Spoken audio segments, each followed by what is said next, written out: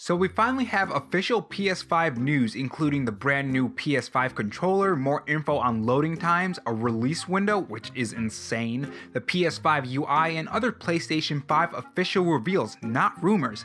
Guys, next gen is extremely close and I can't wait to see what it has to offer for us.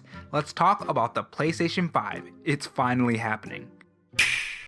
Hey guys, it's Rob here and welcome back to the Robo Show, where we cover the latest gaming news. So the PlayStation 5, Sony's next-gen console. We finally got some official news from Sony themselves, and boy, there are some good ones here. In this video, you're gonna learn everything that has been recently released by the exclusive Wired article about the PlayStation 5. Let me know what you're most excited for about the PlayStation 5 in the comment section below, and stick around to the end to hear every bit of the sweet PS5 news we got from the Wired article. So the first thing you probably want to know is, when the heck is the PlayStation 5 releasing? We didn't get a release date, but we did get a release window. The PlayStation 5 will be releasing in the holiday season of 2020. Now this says a lot about what we were all thinking back at E3 2019 when Sony didn't bring their PlayStation brand. E3 2020 seems the most likely case when we will see the unveil of Sony's next-gen console, which is officially called the PlayStation 5 or PS5 for short. And second, we're going to talk about another big PS5 reveal, and that is the brand new PlayStation 5 controller. Now the one that Peter Rubin over at Wired held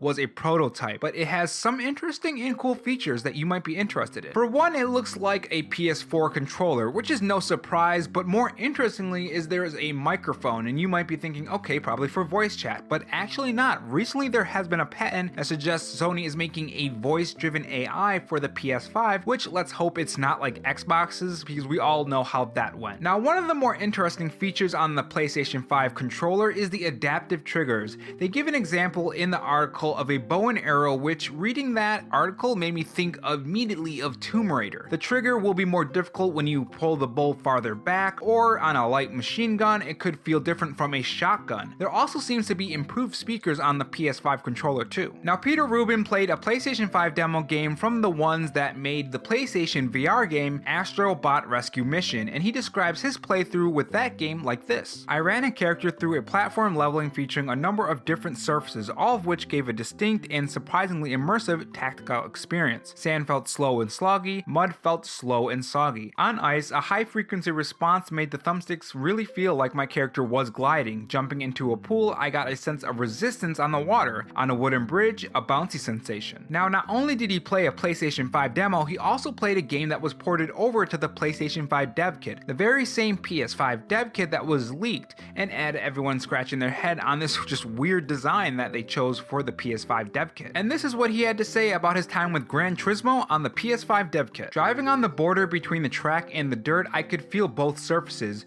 Doing the same thing on the track with the DualShock 4 on the PS4, the sensation disappeared entirely. It wasn't that the old style of rumble feedback paled in comparison, it was that there was no feedback at all. User tests found that the rumble feedback was too tiring to use continuously, so the released version of GT Sport simply didn't use it. Now something interesting that the product manager said was that the controller team has been working on this haptic feedback for the PlayStation 5 controller since the DualShock 4 was in development. That's even before it even came out released to public. They could have even put it in the PS4 Pro controller, but didn't due to fear that it would split the player base. Now this new PS5 controller will use a USB Type-C controller for charging, and when describing the weight of the PS5 controller, he said it was a bit heavier than the DualShock 4, but lighter than the current controller with batteries in it. Now we know that the PS5 will have a solid state drive, which will dramatically affect the PS5 loading time. They used Marvel Spider-Man PS4 as an example again, with Sony Interactive Entertainment CEO Jim Ryan explaining that they used multiple sets of the same asset to make loading more faster on the PS4. With the PS5, however, it won't be necessary with a solid state drive, which will free up much needed space for developers, and they'll be able to do more with their games, maybe make the open world more detailed or have better patches. Now not only does this save space, but he also spoke about having different portions of a game installable, going so far as to saying that you can delete whole campaigns or the multiplayer off of a multiplayer/single player video game, and just leaving the multiplayer or single player if you choose so on the new PS4. So say you get the new COD